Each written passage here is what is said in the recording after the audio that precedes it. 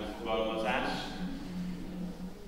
Nagyon hálás vagyok azért, hogy ezen a mai napon Isten igéje körül gyűlhettünk össze, és az a jó a hívő ember számára, hogy a világ bármelyik pontján menjünk közel. Pre veriaceho človeka je dobré to, že nech sa hocikam dostane vo svete a stretne sa s takými ľuďmi, ktorí nasledujú Pána Ježiša Krista, tak prišiel domov. Posmelujem vás, aby ste dnešný deň očakávali aj to. Ďakujeme za chvály, ďakujeme za službu a chcel by som, aby dnešný deň tráviť čas okolo Božieho slova. Nech vašim očakávaním je, že dnes ku vám Boh prehovorí. Nech je naše srdce v takom stave, to sme zvykli povedať vo veriacich kruhoch, že otvor svoje srdce pred Pánom a nehovoríme o fyzickom srdci, chvála Bohu, nie je potrebná žiadna operácia, ale je potrebné, aby si sa rozhodol, že budeš dnes otvorený na Božie slovo. Potrebuješ, aby si sa rozhodol, že otvoríš svoje srdce, že to neodmietneš, že nebudeš pasívny, že nebudeš apatický voči tomu, čo Božie slovo hovorí. Ja som dnes prišiel sem medzi vás, že chcem počuť od Boha, chcem počuť to, čo Boh odkazuje pre teba. A preto vám hovorím, otvorte si Bibliu v Lukášovom evanjeliu v 19. kapitole. Lukášovo evanjelium, 19. kapitola, prosím, nalistujte si svoju Bibliu a budeme čítať Božie slovo prvých 10 veršov. Evanjelium Lukáša, 19. kapitola a prvých 10 veršov. Prosím vás, postavme sa všetci, neviem, aký je tu zvyk, ale ja keď čítam Božie slovo, vtedy zvyknem vždy povstať cirkev, to je u nás takýto zvyk, ja si myslím, že je to dobrý zvyk, nie je to otázkou spasenia. Chcel by som si uctiť Božie slovo a preto všetci počúvajme, ako znie podľa nového prekladu. A vojdúci šiel cez Jericho a prešiel cez Jericho. A hľa, bol tam nejaký muž menom Zacheus a to bol nadcolný a bol bohatý a žiadal si vidieť Ježiša, kto je, ale nemohol ho vidieť pre zástup, pretože bol malej postavy.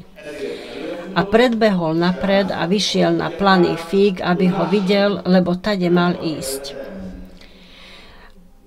A ako prišiel Ježiš na to miesto, pozrel hore a povedal mu: Zaché, zídi rýchle dolu, lebo dnes musím zostať v tvojom dome. A zišiel rýchle a prijal ho, radujúca. A vidiac to všetci reptali a hovorili: hriešnemu človeku vošiel nocovať.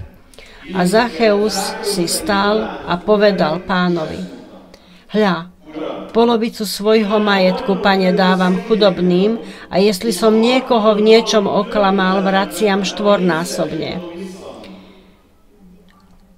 A Ježiš mu povedal: dnes sa dostalo spasenie tomuto domu, pretože je aj on synom Abrahámovým. Lebo syn človeka prišiel hľadať a spasiť to, čo bolo zahynulo. Lebo syn človeka prišiel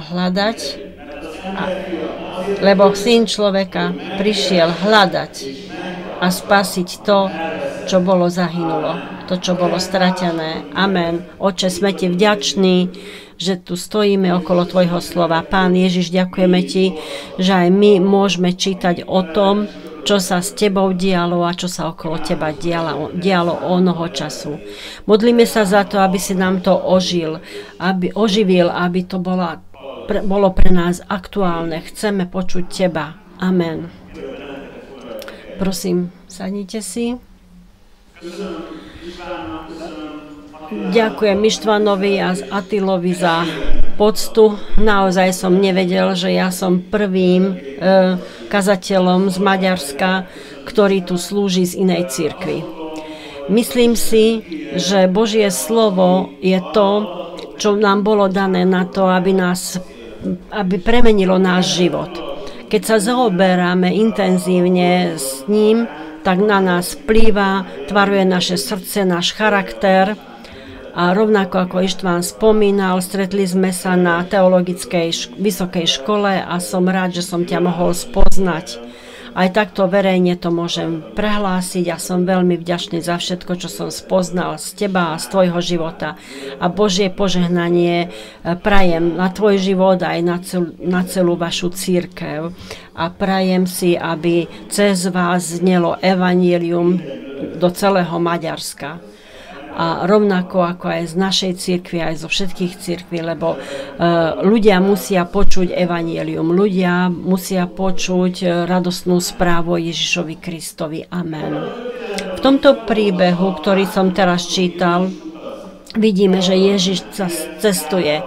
Veľmi často to robil, veľmi často chodil po Izraeli, navštevoval izraelské mestá, dediny a hlásal Božie kráľovstvo. A dnes je to rovnako. A dnes je Ježiš na ceste. A v tejto ceste má dôležitý cieľ. Dôležitým cieľom je hlavné mesto Jeruzalém.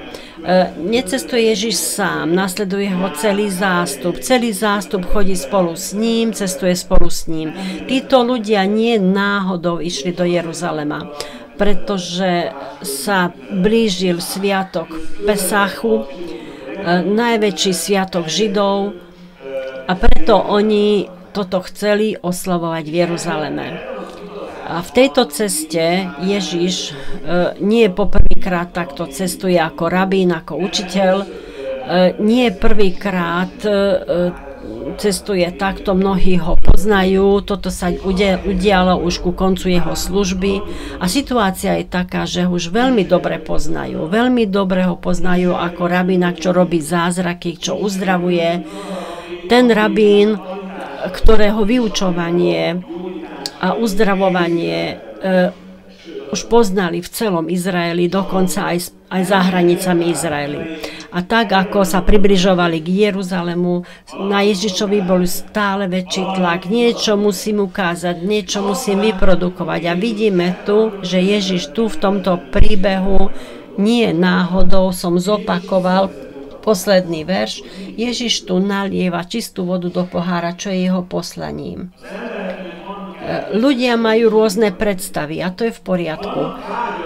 Máme túžby a to je tiež v poriadku. Očakávame veci od Boha, očakávame veci od života a ak je to možné, ešte aj božstvo by sme chceli využiť na to, aby sme dosiahli vlastné ciele.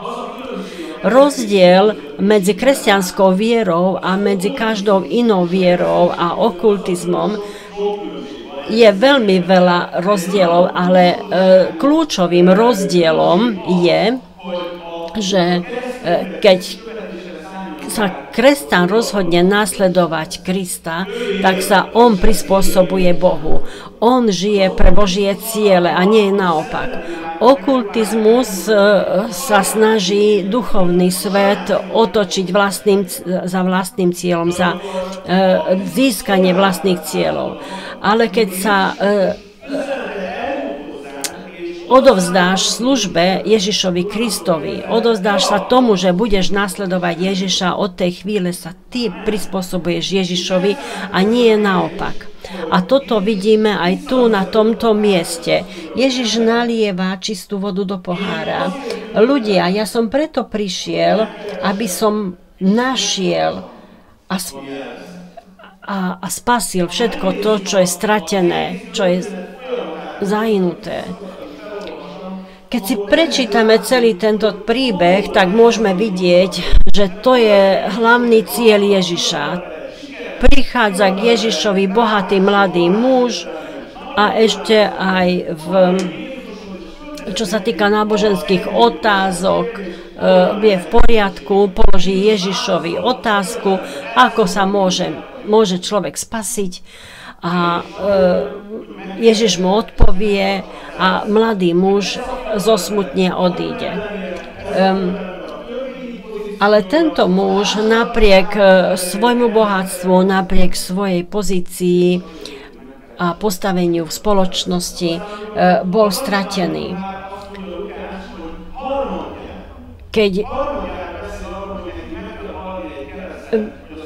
Ježiš hovorí už tretíkrát svojim učeníkom, že on musí zomrieť na kríži. To je ako keby bol to hrách hádzaný na stenu. Nerozumejú jeho slova. Ale Ježiš hovorí, napriek tomu, že mi nerozumiete, ja viem a hovorím vám, prečo som prišiel. Prišiel som na to, aby som našiel a spasil to, čo je zahynuté. Ako sa Ježiš približuje k Jerichu, zastaví ho slepý muž, ktorý z celého hrdla volá, upozorňuje na seba. Ježiš, syn Dávidov, zmiluj sa nado mnou. A Ježiš zastane a uzdraví ho. Lebo prečo prišiel Ježiš? Prišiel preto, aby pohľadal to a spasil to, čo je stratené, čo je zahynuté. A neprejde popri ňom, ale zastane, lebo on preto prišiel. A ľudia tlieskajú, ľudia volajú ovácie, haleluja, slepý bol uzdravený, aká obrovská vec. Toto sme nevideli. A tu opisuje v tomto príbehu, že človek, ktorý sa narodil slepý, toto sme nikdy nevideli a všetci sa tešia a veľká je oslava, veľké očakávanie, úžasná nálada v celej tejto situácii a potom Ježiš príde do Jericha a je tam človek, o ktorom sme teraz čítali, to je Zacheus. Poznáte tento príbeh, že? Zrejme už ste počuli niekoľko miliónov kázní o tom, keď už dosť dlho chodíš s Pánom, ale s tým nie je žiaden problém. Ježiš príde do Jericha, nie je toto jeho cieľ cesty, on iba prechádza týmto mestom a je v tomto meste tento Zacheus, mladý muž, on je tiež má dobre situovaný, má vynikajúce povolanie, hlavne z vlastného pohľadu, je nadcolný a Jericho bolo na hlavnej trati a Rimania boli veľmi múdri, oni to prenajali. Viete, špinavú prácu prenajali niekomu inému, aby to neboli Rimania, na koho sa ľudia hnevajú. V tom čase Zacheus bol odsúdenia hodný človek, pretože vyberal clo pre Rimanov a vyberal clo aj pre seba. Čiže jeho každý nenávidel, ak to môžem takto škaredo povedať, bol nenávidenia hodný človek. On sa s tým nezaoberal, pretože jeho vrecko narastalo, jemu sa dobre viedlo, nech si myslí, kto čo chce. A Ježiš zastane aj tu na tomto bode. Cíti pohľady na svojom chrbte a vie, že toto nebude veľmi obľúbené, čo urobí. Ale Ježiš hovorí, že prišiel preto, aby našiel, pohľadal to, čo je stratené. On predtým zastal s mladíkom a rozprával sa s ním. Zastane a uzdraví slepca. A on zastane a zoberá sa so Zacheom. Prečo? Lebo syn človeka prišiel pohľadať a spasiť to, čo bolo zahynulo. Tu prekladatelia Biblie sa to strápia, lebo oni sa museli rozhodnúť, či to preložia tak, že či pohľadá tých, ktorí boli stratení, alebo toho, ktorý bol stratený. Obidva je pravda. Lebo dnes ti Boh odkazuje, že Ježiš preto prišiel, aby zachránil a spasil toho človeka a aj tie situácie, čo sa každý vzdal. Aby pohľadal a zachránil všetky tie situácie, v ktorých človek nenachádza riešenie. On preto prišiel. A keď sa jedná o človeka, tak Ježiš zastane. Keď sa jedná o takú vec, čo každý už pochováva, takýto je život, nič sa nedá robiť. Božie slovo hovorí, že Ježiš preto prišiel, aby pohľadal to, čo je stratené. Neviem, ako si sem prišiel na bohoslúžby. Neviem, čo je za tebou za uplynulý týždeň, mesiac alebo 10 ročia. Ale jedno viem, že Ježiš má s tebou plán.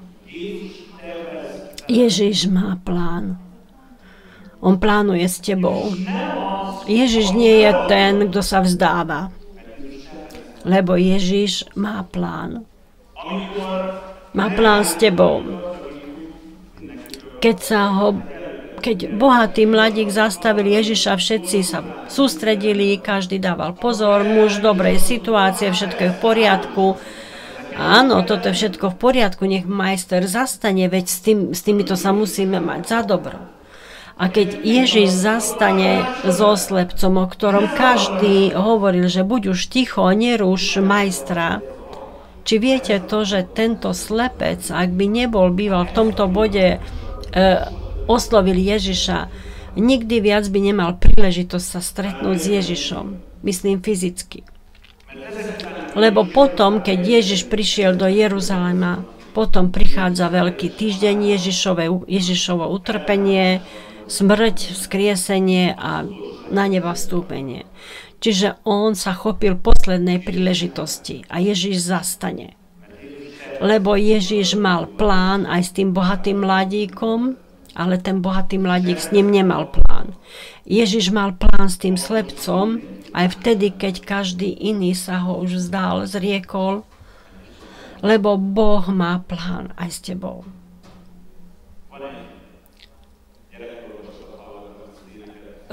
Ako dieťa som veľmi často počúval jednu chválu, možno to písal Béla Pinter. Hore v nebi s tebou počítajú, otec v bráne očakáva svojho marnotratného syna, dostaneš šaty, dostaneš prsten na prst, on ťa čaká, on sa nikdy nevzdá. Toto je Ježiš, Boh je takýto. A Ježiš toto prehlasuje pred svetom, deklaruje pred svetom. Nie preto som prišiel, aby som bol slávny, nie len preto som prišiel, aby som uzdravoval, nie preto som prišiel, aby som bol za dobre s bohatými, preto som prišiel, aby som pohľadal to, čo je stratené. A keď ten, kto je stratený, je oblečený v bohatom, a keď ten, kto je stratený, má rúcho slepca, a keď ten, kto je stratený, každý ho nenávidí, a tak zastanem pri ňom, lebo preto som prišiel, aby som pohľadal to, čo je stratené. Tie situácie, v ktorých sa nachádzame, sú známe pred Bohom. Pozná ten stav, cez ktorý prechádzame. Nie preto prišiel som sem, aby som ťa čičíkal, že aký je dobrý je Boh, on to nevzdáva. Ale ja som sem prišiel preto, aby som ťa prebral, ak náhodou už spíš. Lebo Boh sa nikdy nevzdáva. Ježiš prišiel preto, aby pohľadal a zachránil to, čo je stratené. Nech sa cítiš hoci ako stratený, hoci ako sa cítiš, že celá táto situácia je už stratená. Ježiš povedal, že prišiel som preto, aby som zachránil tieto situácie. Amen. Halleluja. Hovorím vám úprimne, toto tak utešuje moju dušu. Je to dobré vedieť, že aspoň Ježiš sa nevzdáva. Ježiš má plán s tým, o koho sa už každý vzdal. Pozrime sa, čo sa deje v živote Zacheusa. Čo sa deje s ním, keď Ježiš povedal, že ja som prišiel nájsť a zachrániť to, čo je stratené. Božie slovo hovorí, že diabol má jediný plán, aby ťa zatratil, aby ťa zničil. To je dosť také staré, čiže jeho plán je zabiť ťa, nie len fyzicky. Aj duchovne, aj duševne ťa chce zničiť. Chce ťa zabiť. Je dobré, že nie sme v tom sami, že nestojíme sami z očí v oči s diabolskou mocou, lebo všemohúci Boh a Božie slovo, ktoré oblieklo telo, je ten, kto sa nevzdáva. On je ten, ktorý hovorí, že prišiel som preto, aby som pohľadal, aby som našiel to, čo je stratené a zachránil to. Ježiš už počul o Zacheovi. Zrejme sa nachádzal v centre komunikácie. On veľmi dobre vedel, čo sa odohráva v mestách, v dedinách, okolí mesta. Jemu to vôbec nebolo jedno, čo sa deje v meste. Tento Zacheus vedel o Ježišovi, vedel o tom úžasnom rabínovi, ale mal nejaký handicap, mal nedostatok. Na jednej strane bol nadcolný, všetci ho nenávideli a bol ešte k tomu aj nízky.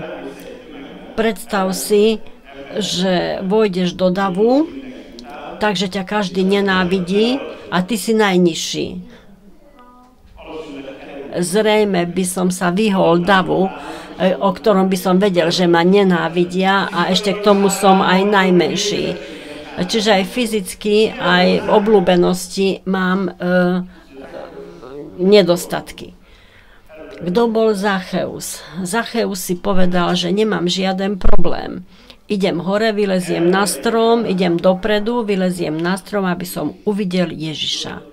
Vieš, ak hľadáš Ježiša, on sa ti ukáže. Koľkokrát si už toto počul? Pozri sa. Ja by som veril, ale neviem veriť. Čo je s utrpením? Ak Boh existuje, prečo je utrpenie? Ja by som veril, ale ako mi toto vysvetlíš?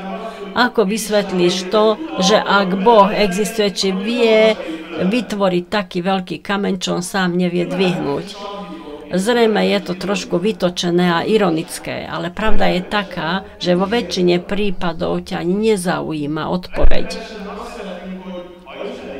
Ak Boh existuje, tak tu, teraz, okamžite nech ma presvedčí, ako keby sme my boli centrom univerza.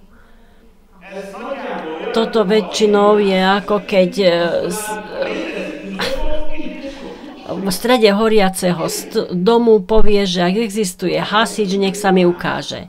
Pravda je taká, že keď horí dom a ten hasič vykopne dvere, tak si nepýtame vysvetlenie. My sa tešíme, že prišiel a budeme ho nasledovať, kým nás nevyvedie von.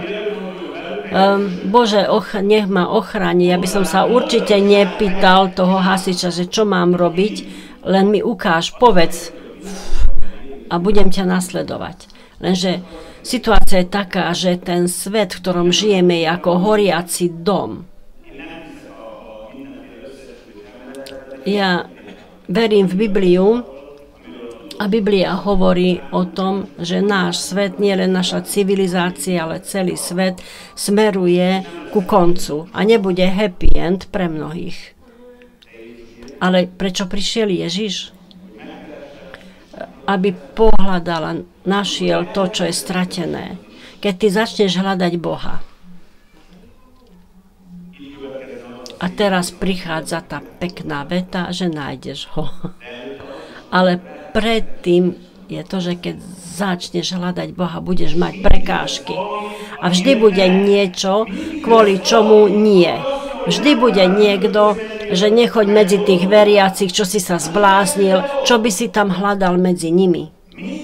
Vždy budú prekážky, vždy bude niečo, čo ti povie, že radšej nie, radšej neverím Bohu, radšej niečo iné. Ale vidíme u Zachea, že on chcel vidieť Ježiša. Čo urobil? Urobil všetko preto, aby ho uvidel. Nevadilo mu, nepočítal s tým, že sa s ním aj stretne, ale urobil to, čo od neho bolo, všetko, čo bolo možné.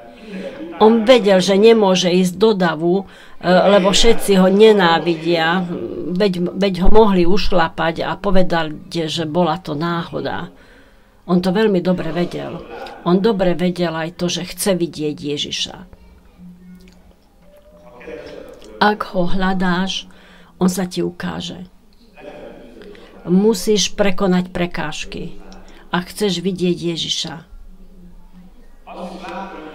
A to vidím v tejto situácii, že kde hľadá Zacheus Ježiša? Kde ho hľadal? Kde hľadal Ježiša? Ja zabudol som vám povedať, že keď ja som taký divný kazateľ, že keď sa pýtam, tak čakám na odpoveď. Kde hľadal Zacheus Ježiša?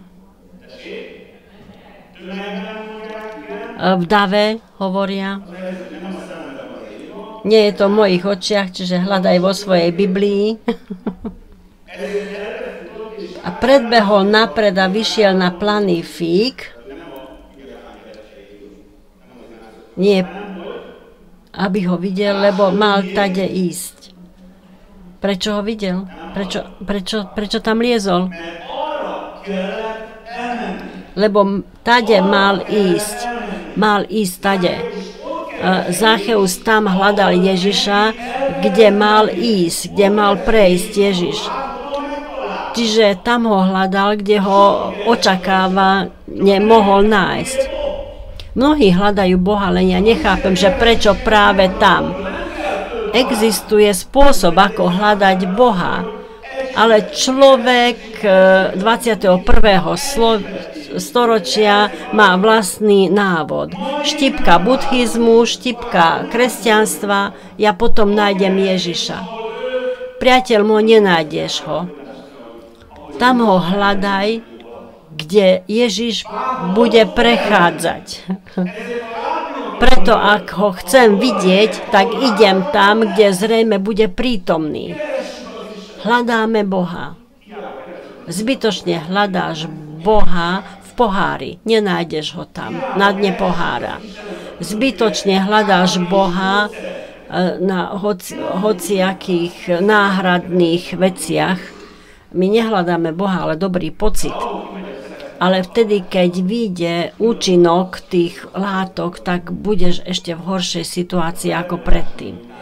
Lebo riešenie, po čom túžiš, sa nachádza v Ježišovi Kristovi.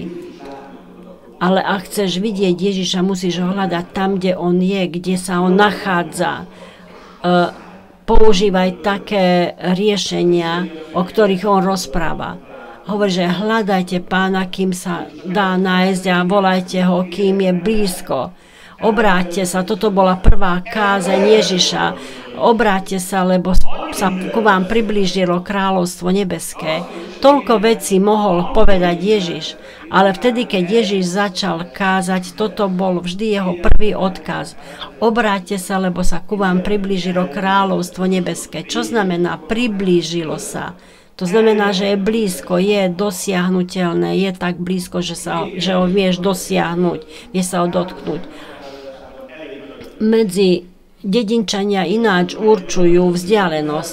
Keď Budapešťan povie, že je to blízko, to sú len 2 zastávky, pre toho, kto žije na dedine, preňho je to celá dedina. Ježiš hovorí, že Božie kráľovstvo je dosiahnuteľné. Ježiš Kristus je cesta, pravda a život. On je spôsob toho, ako nájsť Boha. Ale ty musíš hľadať Ježiša tam, kde sa nachádza. To zvykli kázať, že Ježiš je všade prítomný. To je pravda. A potom okamžite pokračujú, že nemusíš ísť do cirkvi, lebo Ježiš je všade. To je pravda. On je naozaj všade prítomný, aj preto je Boh, lebo to je Božia vlastnosť, že je všade prítomný, ale ak sa s ním chceš stretnúť, tak on ti bude diktovať pravidlá hry. Preto som povedal, že kresťanstvo nie je okultizmus. Podstatou kresťanstva je, že ja sa prispôsobujem Bohu a nie Boh sa prispôsobuje ku mne. Ak dneska ráno vstanem tak, že prepíšem polovicu Biblie, môžem ju prepísať, ale nebudem mať z toho zisk. Lebo ja nevytváram Boha, ja netvarujem Boha, Boh tvaruje mňa. Hľadaj Boha, ale tam ho hľadaj, kde on sa nachádza. Hľadaj ho tam, kde prechádza, na tej ceste, ktorou on ide. A tak ho hľadaj, ako on vyučuje, a potom ho nájdeš. Vidíme, že Zacheus osloví Ježiša, Ježiš sa pozrie hore na strom, Zacheus, poď dole, a je úplne úžasnutý, keď mu Ježiš povie, že dnes budem večerať u teba, dnes sa ubytujem, musím zostať v tvojom dome. A ľudia sa rozhorčia, že u tohoto, pravda je taká, že ak ty hľadáš Boha, tak Boh bude stáť na tvojej strane. A keď hľadáš Boha, aj ty musíš stáť na jeho strane. Čiže ak ho príjmeš, tak Ježiš vojde k tebe. Ak ho príjmeš, on vojde do tvojho domu. Ak ho pozveš. Že to číslo domu, kde bývaš, tam býva aj Ježiš. Ak si spasený, ak si pozval Boha do svojho života, tak Ježiš býva tam, kde ty bývaš. Niekedy je to nepríjemné, keď sa v rodine rozprávame tak, čo je v rozpore s Božím slovom. Ale tá milosť, že on je tam kvôli tomu, aby to zmenil. Ja neviem, o čom sa rozprávali Ježiš a Zacheus tam pri tej večeri. Nemám o tom ani poňatia. Určite, ak by to bolo dôležité pre nás, tak by to bolo, tak by sa o to Boh postaral, aby to bolo napísané. Ale ja by som chcela, aby si videl, že čo sa deje vtedy, keď Ježiš vstúpi niekomu do života. Hovorí Zacheus, pozri, pane, situácia je taká, že mám niečo, čo by som ti mal povedať. No, prosím, Zacheus, hovor. Pane, polovicu svojho majetku rozdám chudobným. Ja si myslím, že oči učeníkov vyliezali z jamiek. Zacheus, hlavný, nadcolný. Veď on je slávny o tom, že každému všetko zoberie. A nie, že rozdáva. Hovorí Božie slovo. Polovicu svojho majetku, pane, dávam chudobným a jestli som niekomu v niečom oklamal, vraciam štvornásobne. Podľa zákona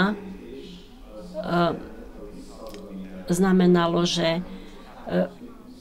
že vrátiš to, čo si zobral a dáš ešte 20% navrch. To bolo v zákone. Ale Zacheus povedal, pane, štvornásobok vrátim. Keď vstúpime do Božej prítomnosti, keď sa dostaneme z očí v oči s Božou svetosťou, s Božou pravdou, je veľmi dobré byť v Božej prítomnosti, je dobré byť v cirkvi, je dobré spievať chvály, všetko dobré pocity. Ale keď Božia svetosť ťa naplní, tak uvidíš, že aký si na nič hodný. Viem si predstaviť, že Zacheus mal asi 1 000 000 výhovoriek na to, že prečo je dobré to, čo on robil. Nemyslím si, že by mal bezcenné noci len preto, že sa mu vodí dobre. Vôbec mu nevadilo. Ale ak stojí v Ježišovej prítomnosti, Ježiš nemusí povedať, Zacheus, toto a toto, tamto musíš urobiť, lebo z jeho vnútra sa ozvalo jeho svedomie. Zvykli sme povedať, že Boh ťa miluje a tak ťa prijíma, ako si. A to je pravda. Ale potom to pokračuje tak, že natoľko ťa miluje, že ťa nenechá takého, aký si. Práca Ducha Svätého nie len sa neprejavuje len v tých nádherných daroch, ale aj v ovoci. A keď sa pozrieš na ovocie, aké sú ovocie Ducha Svätého, radosť, láska, pokoj, trpezlivosť. Chcel by si žiť s takýmto človekom, ktorý má takéto vlastnosti? Pýtam sa ďalej. Si taký človek? Som taký človek? Polož si otázku. Či je v ňom láska? Či je v ňom radosť? Či je vo mne trpezlivosť? A mohol by som menovať ďalej. Lebo keď Boh vstúpi do nášho života, tak nás prijíma takých, akí sme. Nehovorí, že Najprv sa musíš zmeniť, keď toto dosiahneš, tamto dosiahneš, pôjdeš na túto púť, alebo na tamtú púť, alebo toľko to si dával milodary. Nie sú žiadne podmienky. Prichádza Ježišovi taký, aký si, pretože nedokážeš vykúpiť svoje spasenie, nedokážeš byť dostatočne dobrý, aby si sa dostal do neba. Ver mi, že ak by bola takáto príležitosť, tak by Ježiš neprišiel zomrieť. Ak by bolo iná možnosť, iné riešenie, či by prišiel Ježiš? Veď otec sa musel pozerať na trápenie svojho syna a jeho smrť. Odvrátil svoju tvár, lebo sa nevydržal na to pozrieť. Kto to chcel? Toto bolo jediné riešenie, jediná cesta nášho spasenia. A prečo prišiel Boží syn? Aby pohľadal a našiel, spasil to, čo je stratené. Nie je reč o tom, že niečo musíme získať svoje spasenie, ale keď Ježiš vstúpi do nášho života, tak tam dojde k zmene. A sú situácie, keď Ježiš tak vstúpi, ako do Ježišovho do Jeruzalemského chrámu, že v ruke má bič. Sú veci, ktoré musí vyšvihnať. A potom vyloží tabulu, že pod predstavbou a začne pracovať. Ak sa pozriete na mňa je taká veľká tabula, že pod predstavbou, ale povedal mi, slúbil mi to, že keď budem v Božom kráľovstve, tak už budem hotový. Že neustále na mne pracuje. Zacheus povedal Ježišovi, že určitá vec, čo musím vyriešiť, ja som nedával mirodaly, preto dám polovicu svojho majetku chudobným a druhú polovicu rozdám. Ja neviem, koľko mu zostalo. A zrejme veľmi veľa ľudí musel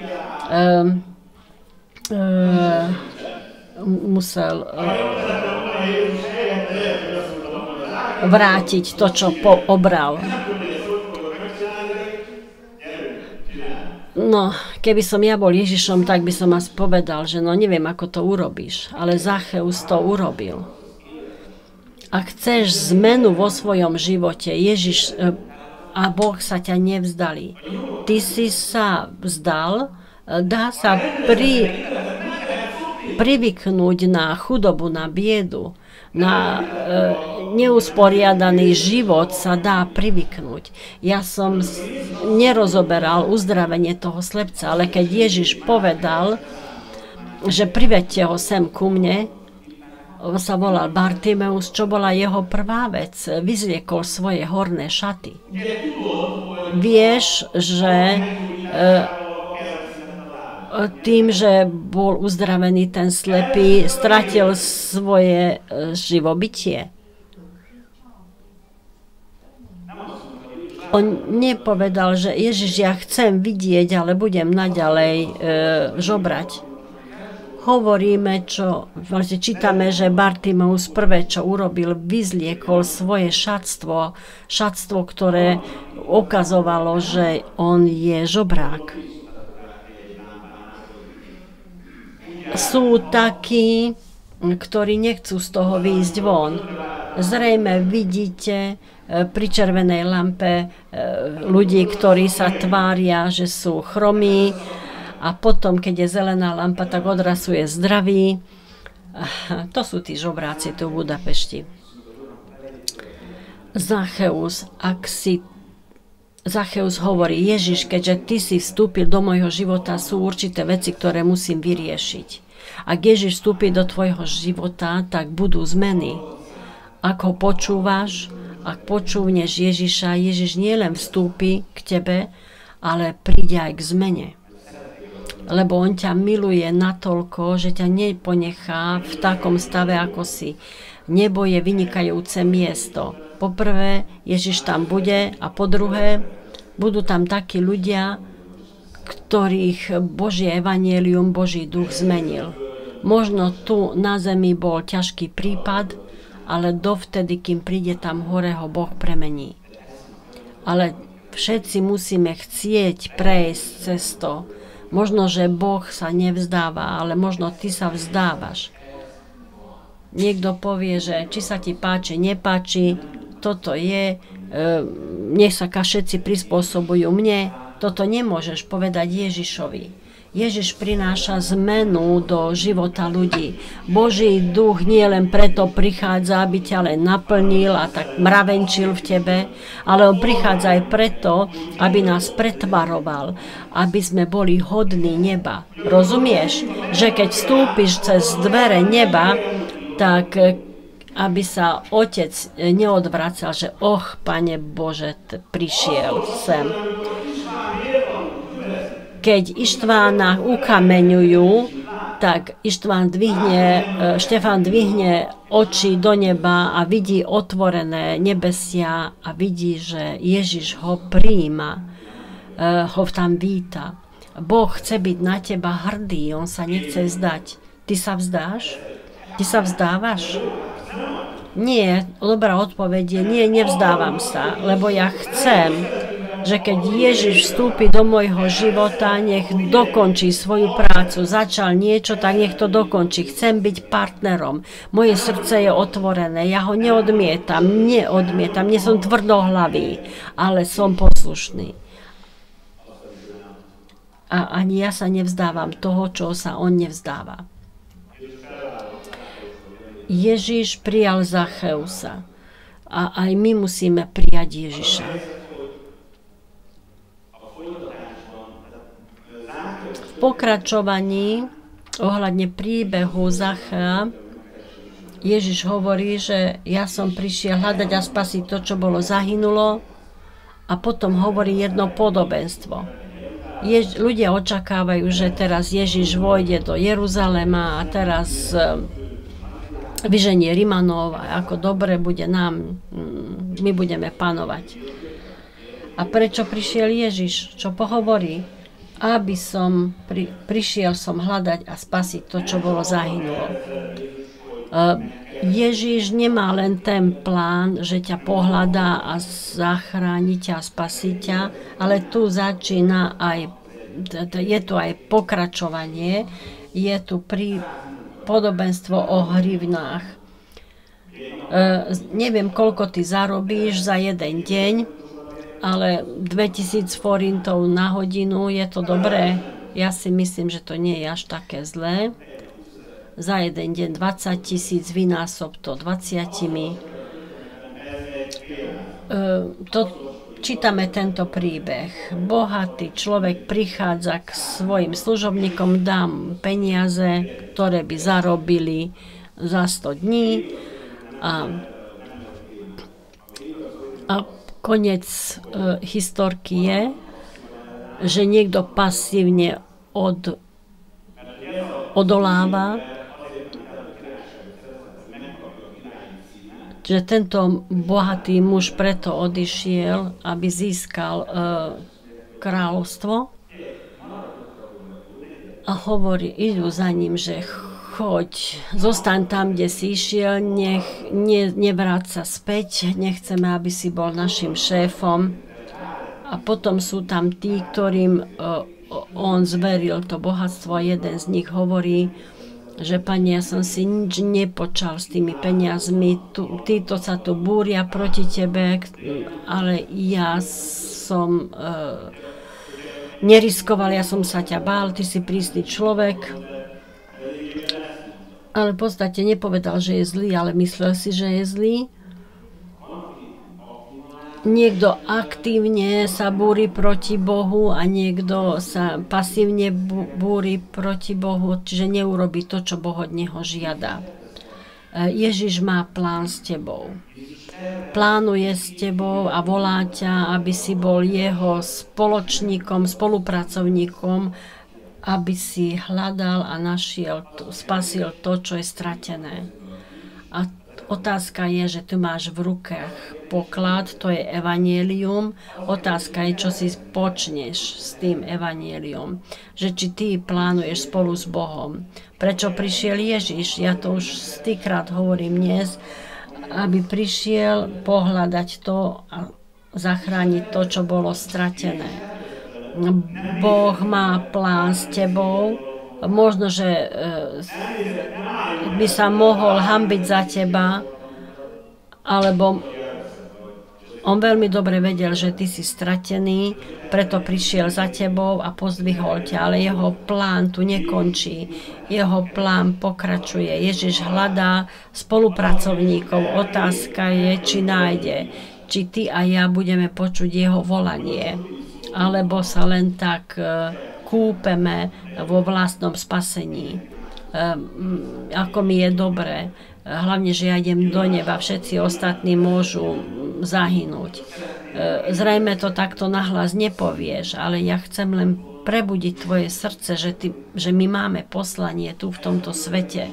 Toto poslanie je to isté, ktoré ako mal Ježiš, aby sme pohľadali to a zachránili to, čo je stratené.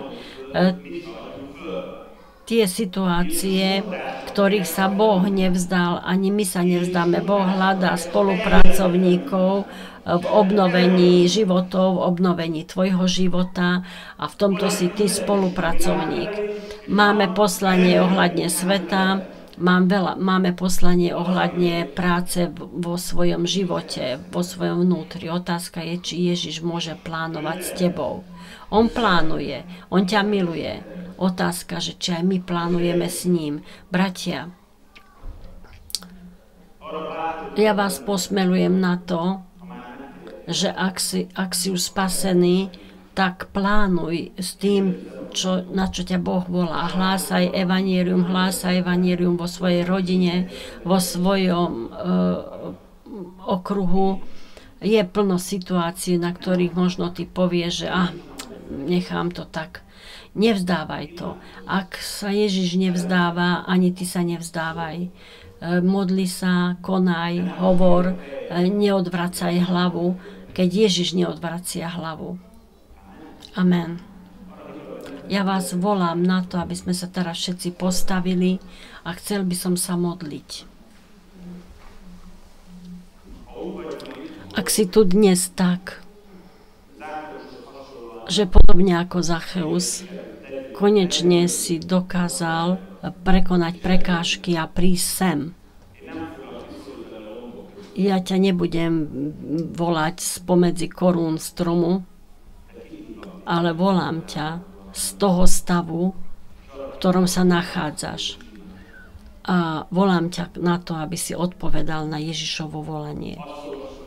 Čítame v Božom slove, že on preto prišiel, aby pohľadal a spasil to, čo bolo zahynuté. Ak si svoj život ešte neodovzdal Ježišovi, prišiel čas, aby si to urobil dnes. A ak si už spasený, tak ťa volám, pozeraj do vlastného života. Nie do života suseda alebo svojej svokry.